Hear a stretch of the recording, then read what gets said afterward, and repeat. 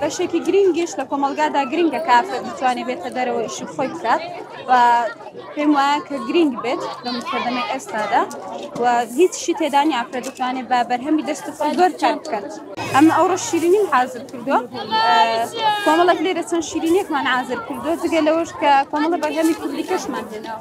بێگومان ئەو فستیڤاڵە هەر بۆ ئەو کەسانە دروست کراوەکە بەشدار بکەن و هەروەها دەرفەتێکی زۆر باشە بۆ ئەوانەی کە دەستڕەنگینیان لە شتێکدا هەیە و بەشداری پێ بکەن.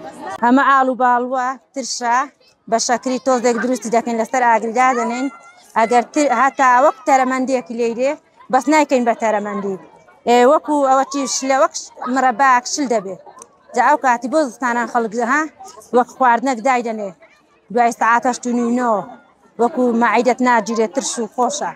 ئەمە مرەبای ئەوەیە هەرمەیانە، ئەمەش کێکە، ئەمە ئەلوایە، ئەوەش وەک توتی وایە، ئەمەش چییە؟ ئەوەش هۆڵی دارچینە. وەڵا ئەلوا بەس بە ئارد و شەکر و شیر و ڕۆنشتی دروستی دەکەی کێکەکە شەر وەک کێکی ئاستاییە ئەوەش بە کێکی دروست دەکەی مەعلەوی بەسەردا دەکەی.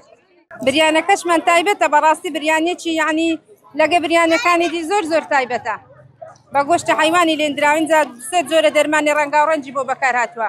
ئەرێ وەڵا داواکارین لە حکومەتە زۆرمان پێخۆشە هاوکاری خەڵکی فەقیر بکە بە تایبەتی خەڵکی عاجیاوە هەموو سارە فستیڤاڵێکی ئەوها بکرێتەوە خەڵکیش هەموو خۆشحاڵ دەبێت بە خۆشحاڵی و هەموو خەڵک بەشداری دەکەن.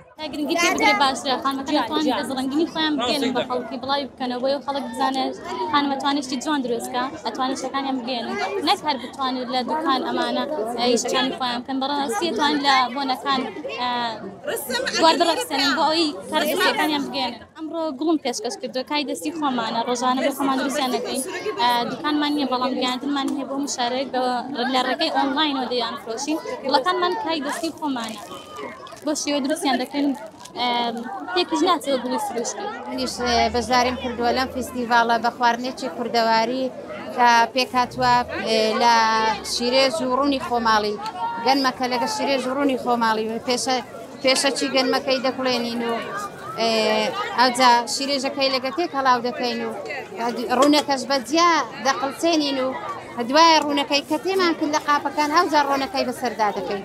ئەوە خواردنێکی کوردەواری پێشە یعنی بەشی بە تەمەنەکان زۆر عەزیان لەو زۆرە خواردنانەیە. سەرەتا ئامانجی من لەو فستیڤاڵە ئەوە بوو کە بەڕاستی ژنان لە ڕووی ئابووریەوە خاوەنی ئابووری خۆیان بن.